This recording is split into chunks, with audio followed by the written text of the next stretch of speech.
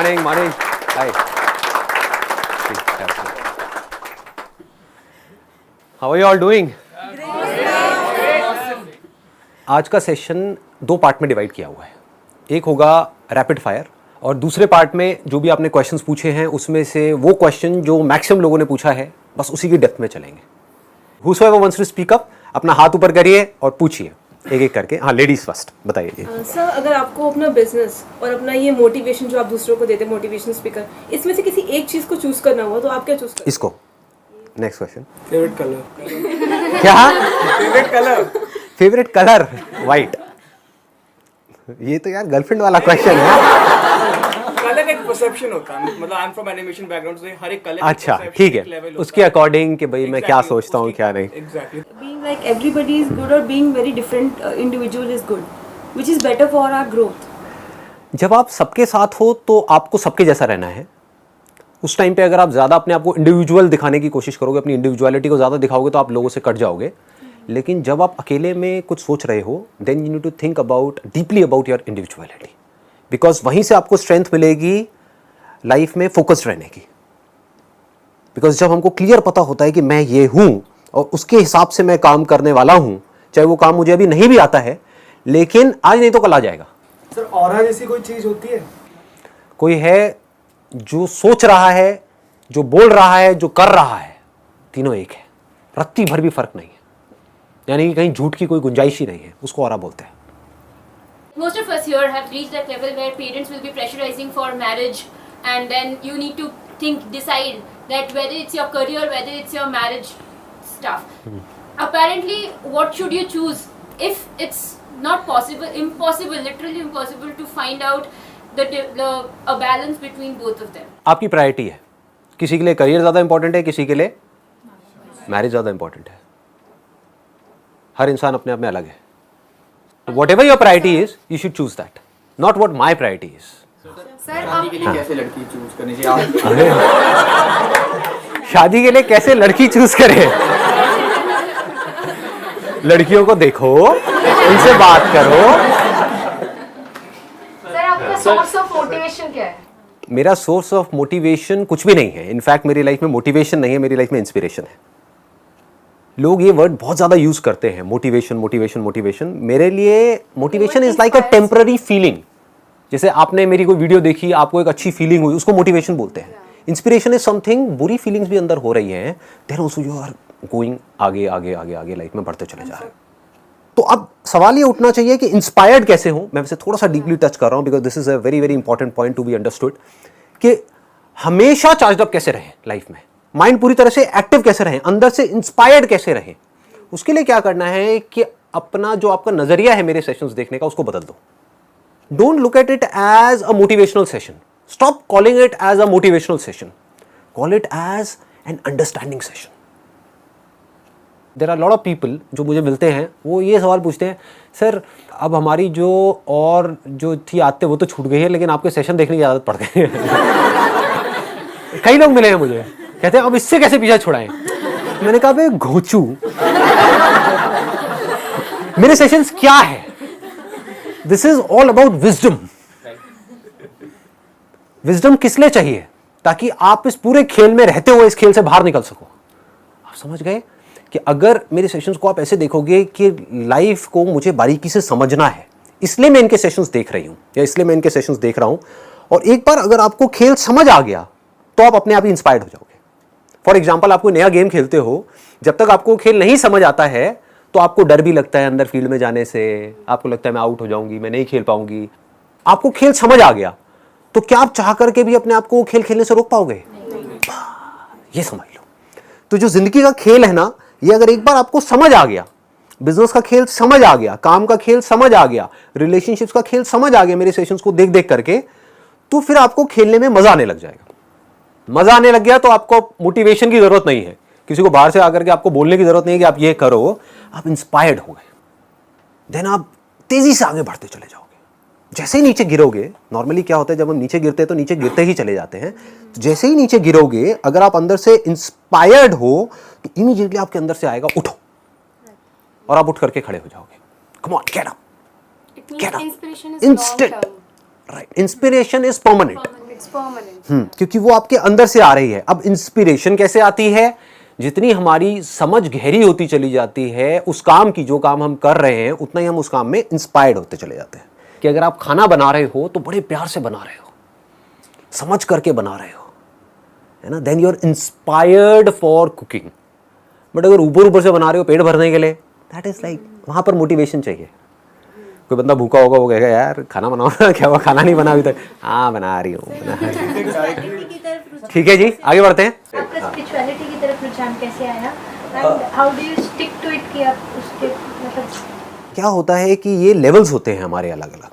जैसे there was a point in time in my life जब मेरा पूरा फोकस था पैसे के ऊपर, कि फाइनेंशियली पूरी तरह से फ्री हो जाऊँ, कि मुझे अपनी पूरी लाइफ में पैसे के बारे में सोचना ही ना पड़े, पैसे से ऊपर उठ जाऊँ।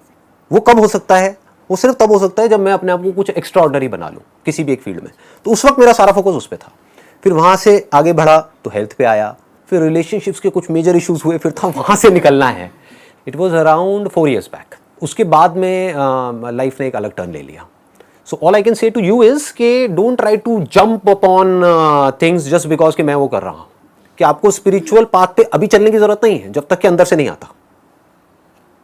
अभी अगर आप एक स्टूडेंट हो, या अभी आपका जो लाइफ का पूरा फोकस होना चाहिए वो होना चाहिए कि अपने करियर को पूरी तरह से स्टेबल किया जाए, या फिर अपने करियर में एक्स्ट्रा ऑर्डिनरी बना जाए। और आप बैठ करके सेल्फ इंक्वायरी कर रहे हो, वो एम आई ये हो, तो आप ना यहाँ के रहोगे ना वहाँ के रहोगे। इसको अच्छे से समझ लो। अभी इस पॉइंट पे आपकी लाइफ की जो सबसे बड़ी प्रॉब्लम है उसको पहले आपको आइडेंटिफाई करना है, उसको सोल्यूशन निकालना है। आपकी लाइफ में जो भी प्रॉब्लम आज है, वहां से लेकर के जो भी आने वाले 20 साल तक, 50 साल तक आने वाली है, उन सबके सॉल्यूशंस मेरे सेशंस में मिलेंगे आपको। तो जो प्रॉब्लम आपको आने वाले 20 साल बाद आने वाली है, यानी कि अपने करियर में सेट हो गए, खूब पैसा आ गया, उसके बाद भी जिंदगी में खालीपन है, परेशानियां हैं, टेंशन है, व्हाटएवर इट इज, उस स्ट्रेस से बाहर कैसे आए, उसका सोल्यूशन आपको उस वक्त जरूरत पड़ेगी जब आप पैसे से ऊपर उठ गए हो। वंस यू हैव मनी, उसके बहुत सारे साइड इफेक्ट्स हैं। जैसे हर दवाई का अपना एक साइड इफेक्ट होता है, ऐसे ही पैसे का अपना एक साइड इफेक्ट है। कम हो तो भी प्रॉब्लम है, ज़्यादा हो तो भी प्रॉब्लम है। फॉर एग्जाम्पल, आज से बहुत साल पहले एक जेन्युइन प्रॉब्लम थी इंसान के लिए कि जो और जानवर थे वो इंसान से ज़्यादा ताकतवर थे और इंसान के ऊपर अटैक हो रहे थे, शेर के, चीते के और बहुत सारे जानवरों के। तो इंसान ने क्या किया? वेपन्स बनाए, पत्थर के वेपन्स बनाए, फिर धीरे धीरे लोहे के वेपन्स बनाए जिसको तलवार बोलते हैं, फिर गन्स बनाई। अब क्या बन गए? Nuclear weapons. Do we need nuclear weapons? Weapons बनाए थे एक प्रॉब्लम को सॉल्व करने के लिए। वो प्रॉब्लम अब कहां है? आप यहां पर आ रहे थे, कोई शेर पीछे भाग रहा था आपके, कोई भालू पीछे पड़ा था, आज किसी वेपन की जरूरत है? कुत्ते पीछे पड़ रहे थे। कुत्तों को टैकल करने के लिए प्यार की जरूरत है। अब ध्यान से समझो क्या हो रहा है, यहां तक पकड़ में आ रही है बात? इंसान शुरू तो हो गया, उस वेपन्स को बनाने का काम तो उसने शुरू कर दिया, अब वो रोक नहीं पा रहा है अपने आप को ना। इंसान को ये नहीं पता है कि अपने आप को रोके कैसे। और आज इंसान के लिए सबसे बड़ा खतरा क्या है? वही वेपन्स है।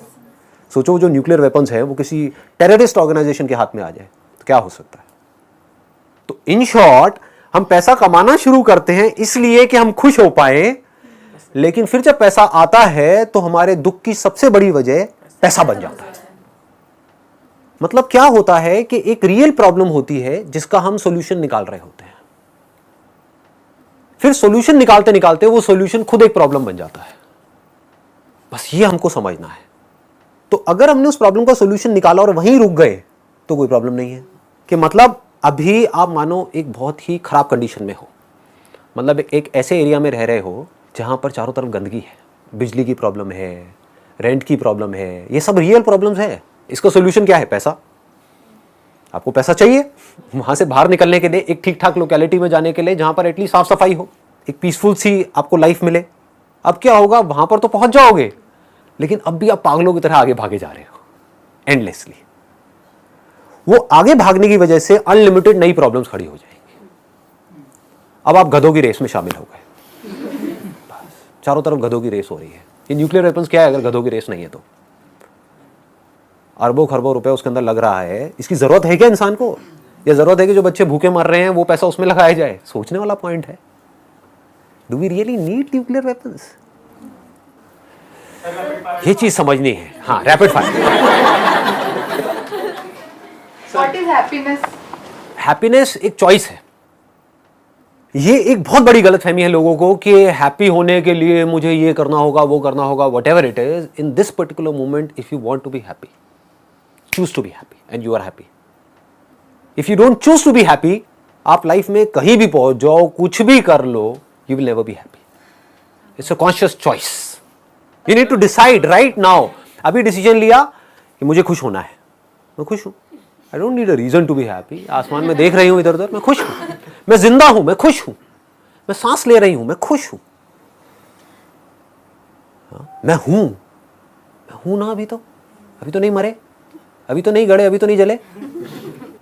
हो ना, मैं हूं, मैं खुश हूं।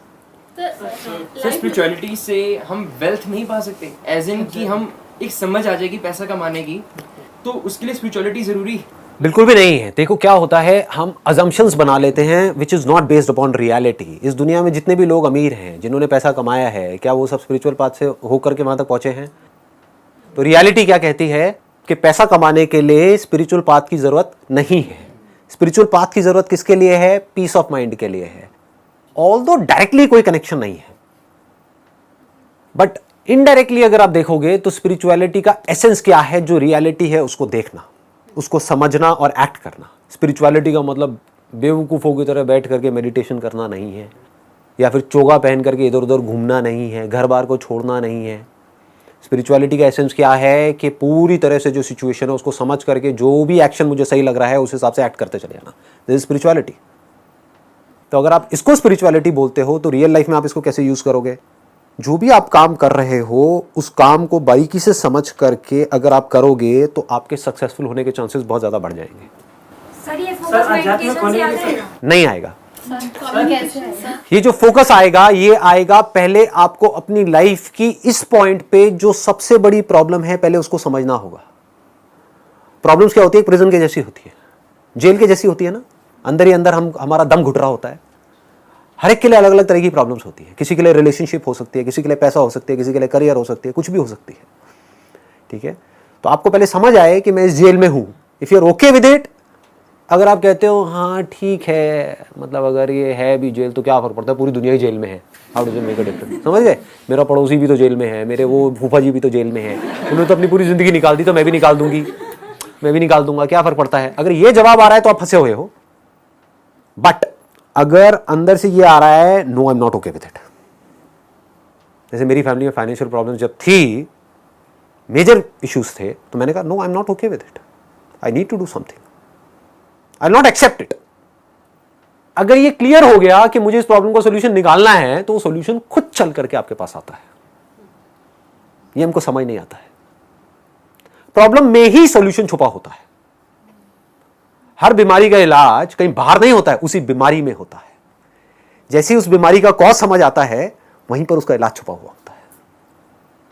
तो if you can feel the problems that you are going through, आपको समझ आ रहा है कि मैं पढ़ रहा हूं इसलिए नहीं कि मुझे पढ़ करके मेरे घर वाले कह रहे हैं, फॉर एग्जाम्पल मैं पढ़ रहा हूं इसलिए कि मुझे इस कचर पट्टी से बाहर निकलना है, कि माँ बीमार है और माँ के इलाज के लिए पैसा नहीं है। ये क्या है?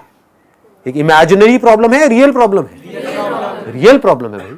तो सबसे पहले अपनी लाइफ की रियल प्रॉब्लम आइडेंटिफाई करो, उन रियल प्रॉब्लम्स को बारीकी से ऑब्जर्व करते चले जाओ and ask yourself again and again, am I okay with it और I am not okay with it? If the answer is I am not okay with it, find out a solution. There is no problem जिसका solution ना हो। Problems तो endless हैं, वो तो चलती ही रहेंगी एनी हाउ, मतलब prioritise, it's a good point. Prioritise, वो प्रायोरिटी नहीं है ना हमारी लाइफ में। प्रॉब्लम्स अनलिमिटेड हैं, जिसमें से 99% इमेजिनरी प्रॉब्लम्स हैं। उसको अगर आप बारीकी से देखोगे कि प्रॉब्लम्स की वजह मर गई तो क्या होगा फिर उसके बाद? मतलब मैं समझा नहीं। मैं मतलब we all have an expiry date ना, हाँ। हो सकता है कि शायद मैं ये क्या है? अब देखो, बड़ा अच्छा इन्होंने क्वेश्चन पूछा है। Is it a real problem और an imaginary problem? Imaginary problem हो सकता है आप ना मरो 100 साल तक भी। ये दुआ नहीं है, वैसे बद्दुआ है, समझ रहे हो? पहले के जमाने में बोलते थे 100 साल तक जिंदा, आज तो बद्दुआ है। इतने पोल्यूशन में 100 साल तक आदमी का क्या हाल होगा? स्पिरिचुअलिटी की बात पर कब लूंगी, मतलब मुझे नहीं फैक्ट ऑफ लाइफ कि हाँ एक टाइम तो जो आपकी रियल प्रॉब्लम्स है, अगर रुक करके आप तसल्ली से उसको देखोगे ना, फॉर एग्जांपल रिलेशनशिप्स की आपकी प्रॉब्लम्स हैं, रियल प्रॉब्लम्स हैं, अगर अपनी पूरी एनर्जी लगा दी, पूरा फोकस लगा दिया उसको सॉल्व करने में, कुछ दिनों के अंदर अंदर वो सॉल्व हो जाएगी. Sometimes something is happening in the relationship, maybe in the office, कुछ conflicts, कुछ politics चल रही हैं, something like that. And एक बंदा प्रेशराइज हो रहा है चीज़ों को लेकर के, उसको बार बार प्रेशराइज किया जा रहा है. अब वहाँ पे अगर मैं बोलूँ कि मुझे अपना स्पिरिचुअल पावर यूज़ करना है, आई हैव टू थिंक कि like I am positive, what ever is going on let them go, मतलब चलने दो उसको. सो वहाँ हम लोग ये स्पिरिचुअल पावर यूज़ कर सकते हैं, वहाँ हम अपनी थिंकिंग को चेंज कर सकते हैं in a positive way. Right, but वो भी समझना होगा कि वो फ्रस्ट्रेशन किस लेवल की है. एक है कि कोई हम किसी ऑफिस में काम कर रहे हैं और हमारा जो बॉस है वो एक लिमिट में हमारा टॉर्चर कर रहा है, या वहाँ पर जो पॉलिटिक्स है वो लिमिट में है, तो वहाँ पर तो आप ठीक है एक पर्सपेक्टिव को अपने चेंज कर लोगे, अलग नज़र से दुनिया को देख लोगे. वहाँ पर जो फ्रस्ट्रेशन है उसको घर पे जा करके थोड़ी देर मेडिटेशन करोगे, थोड़ा सा रिलैक्स हो जाओगे. लेकिन अगर वो प्रॉब्लम बड़ी है तो वो रियल प्रॉब्लम है, यानी कि जो ऊपर बंदे बैठे हैं वो करप्ट हैं. समझ पा रहे हो कि जो बॉस है उसका नेचर ही ऐसा है कि वो आपको चैन से जीने ही नहीं देगा. वहाँ पे कोई स्पिरिचुअलिटी काम नहीं आएगी. वहाँ पे क्या काम आएगा? Action. You need to act fearlessly. Action क्या कहेगा? छोड़ो इस कंपनी को, कोई और कंपनी ज्वाइन करो. अब वहाँ पर फियर क्या कहेगा कि अगर मैं किसी और कंपनी में गया, वहाँ पर भी यही प्रॉब्लम हुई तो क्या होगा? ये क्या है? ये इमेजिनरी प्रॉब्लम है. बस इसको बारीकी से समझ लो. हर बीमारी की एक दवाई होती है, उस दवाई का भी एक साइड इफेक्ट होता है. अब आपको देखना है कि वो जो साइड इफेक्ट है वो ज्यादा बड़ा है या बीमारी ज्यादा बड़ी है. पकड़ में आ रहा है? कोई मेडिकल फील्ड से है आप में से? हाँ, तो आप समझ पा रहे होगे मैं क्या कह रहा हूँ. राइट, डॉक्टर्स को ये कॉल लेनी होती है कि अगर ये किया तो इसकी वजह से ये कॉम्प्लिकेशंस आ जाएंगी. लेकिन आप कहोगे कि नहीं, अभी जो प्रॉब्लम है वो इतनी बड़ी है कि उसके आगे कॉम्प्लिकेशंस जो एक्चुअल में बहुत बड़ी है लेकिन वो भी छोटी है. बस अभी आप अपनी लाइफ में अगर आइडेंटिफाई कर लो इस पॉइंट पे रियल प्रॉब्लम ये है और मुझे इसका सोल्यूशन निकालना है और सिर्फ इसी का निकालना है, क्योंकि ये इस वक्त टॉप प्रायोरिटी पे है. इसको प्रायोरिटाइज करना बोलते हैं. आपको समझ आएगा टॉप पे ये है, नंबर 2 पे ये है, नंबर 3 पे ये है, नंबर 4 पे ये है, और आपको रियलाइज होगा कि मैं अपना सारा एफर्ट लगा रहा हूं अभी इस पॉइंट पे नंबर 10 वाली प्रॉब्लम के लिए या नंबर 100 वाली प्रॉब्लम के लिए. पकड़ में आ रहा है? हाँ, ऐसे जब ऐसे चलोगे तो क्या होगा इसको भी ध्यान से समझो. आपका जो माइंड है उसकी जो एनर्जीज हैं वो फ्री हो जाएंगी. आज आपकी जो माइंड की एनर्जीज हैं वो फ्री नहीं है, क्लटर्ड है. माइंड के अंदर खचड़ पचड़ है. न्यूज़ देखी कोई उल्टी सीधी कहीं पर न्यूज़पेपर में या फेसबुक पे या व्हाट्सएप पे, अब आपको मन कर रहा है उसको जानने का, उसके बारे में सब कुछ जानने का, ये क्या हुआ, कैसे हुआ, क्यों हुआ, व्हाटएवर. उससे आपकी लाइफ कैसे बेटर होगी? लगाओ दिमाग. ये इंसान का बेसिक नेचर है. अगर मैं यहाँ पे दीवार पे लिख दूं ना कि इसके पीछे मत देखना, सारे जाएंगे देखने के लिए. This is called curiosity. तो इस क्यूरियोसिटी को सही डायरेक्शन देनी है. लाइफ में फोकस क्लियर होना चाहिए, गोल क्लियर होना चाहिए. जब मैं बोलता हूं ना कि अपना काम करो और उसके बाद में अपना 100% लगाओ और उसके बाद में जो भी हो रहा है अच्छा या बुरा उसको छोड़ दो, लोग इसका गलत मतलब निकाल लेते हैं. लोग क्या निकालते हैं? गोल सेटिंग की जरूरत नहीं है, सक्सेस के बारे में सोचने की जरूरत नहीं है. अरे नहीं जी, ऐसा नहीं है. You need to work for success. मतलब कि अपने आप को तैयार कर रहे हो सक्सेसफुल होने के लिए, उसके बाद फेल भी हो गए तो फर्क नहीं पड़ता. जब मैंने अपने करियर की शुरुआत करी थी तो मेरा जो गोल था वो उस समय कोई क्लियर नहीं था, तो इट वाज लाइक भटका हुआ था, कभी कुछ कभी कुछ कभी कुछ, धक्के खा रहा था इधर उधर. फिर एक ऐसा पॉइंट आया था जब जा करके गोल क्लियर हो गया था कि मुझे ये करना है. जैसे वो क्लियर हुआ, सक्सेस मिल गई. पहले ये सीखना है कि माइंड को एक जगह पर लगा करके कैसे सक्सेस को अचीव किया जाता है, पहले ये समझ आना चाहिए. जब आपको वो समझ आ जाएगा तो वो आपकी आदत बन जाएगी. वो तब हो सकता है जब प्रॉब्लम बहुत बड़ी हो. जैसे अभी अगर मैं आपको यहाँ पर फॉर एग्जांपल एक पानी का बड़ा सा ड्रम रखूँ और आपका मुंह ले जा करके उसके अंदर कर दूँ, तो क्या होगा? एनर्जी आपकी कम लगेगी बाहर निकलने के लिए या पूरी लग जाएगी? क्यों? प्रॉब्लम बड़ी है, बहुत बड़ी है. इससे बड़ी कोई प्रॉब्लम है? नहीं है. तो जितनी बड़ी प्रॉब्लम उतनी बड़ी एनर्जी, उतनी बड़ी फोर्स के साथ आप उसका सॉल्यूशन निकालोगे और उतने ही ज्यादा चांसेस होंगे उस प्रॉब्लम को सॉल्व करने के. तो अभी आपको पकड़ना है कि आपकी ऐसी कौन सी प्रॉब्लम है, कौन सी ऐसी बीमारी है, या क्या ऐसा इश्यू है अभी आपकी लाइफ में जो सबसे बड़ा है, जिसका सॉल्यूशन नहीं निकाला तो हो सकता है आपके अंदर से आए, नहीं भैया इसके बिना तो लाइफ नहीं चल सकती। तो अगर प्रायोरिटी सेट है लाइफ में तो फोर्स पूरी आएगी, फिर डर नहीं होगा वहां पे, फिर ये नहीं होगा कि मैं ये कर पाऊंगा या नहीं कर पाऊंगा, फिर तो कर ही जाऊंगा। आपने इस तरह से लाइफ की एक भी प्रॉब्लम अगर आपने सॉल्व करी तो अगली प्रॉब्लम जो होगी, जो सेकंड प्रायोरिटी पे होगी, उसको भी आप बड़े आराम से सॉल्व कर सकते हो। कॉन्फिडेंस बढ़ गया ना। कॉन्फिडेंस ऐसी तो बढ़ता है, एक काम किया और वो अच्छे से किया, उसमें मैं सक्सेसफुल हुआ, अब मेरे में कॉन्फिडेंस है, मैं दोबारा भी वो काम कर सकता हूं, उन्हीं फंडों को कहीं और भी लगा सकता हूं।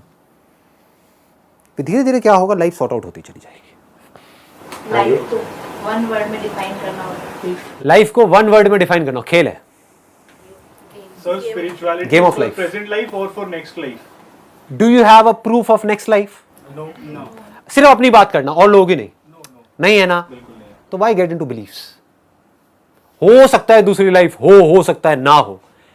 ऐसी फालतू की इमेजिनरी प्रॉब्लम्स में जाना ही क्यों है जबकि रियल प्रॉब्लम्स अनलिमिटेड है। अच्छा ट्रुथ क्या है लेकिन? मतलब मेरे पूरे सेक्शन की धज्जा उड़ा दी। मैं अभी क्या कह रहा हूं भाई मेरे, देखो ध्यान से समझो। वैसे तो एक चीज आपके आगे लाइव डेमो हो रहा है, समझ रहे हो ना? लाइव डेमो क्या है, मैंने क्या कहा, आपकी रियल प्रॉब्लम्स कुछ और हैं, लेकिन हम इमेजिनरी प्रॉब्लम्स के सॉल्यूशन ढूंढने में लगे हुए हैं। मैं बोलता हूं है, मैं बोलता हूं नहीं है, उससे फर्क क्या पड़ने वाला है? लगाओ दिमाग, आपकी लाइफ कैसे बेटर होने वाली है। तो अगर आपकी ऐसी आदत बन गई जिसकी मैं बात कर रहा हूं, अगर ये बात पकड़ में आ रही है, तो क्या होगा, आपका हमेशा जो ध्यान है वो सिर्फ और सिर्फ रियल प्रॉब्लम्स पे रहेगा, और उसमें से भी जो अभी टॉप प्रायोरिटी पे होगी उस पे रहेगा। फिर एक ऐसा टाइम आएगा आपकी लाइफ में जाकर के जब रियल प्रॉब्लम्स होंगी ही नहीं। सर सबकी सारी प्रॉब्लम सॉल्व हो गई, उसके बाद में क्या? उसके बाद में इस दुनिया में बड़ी प्रॉब्लम्स है। चलो जी, थैंक यू सो मच।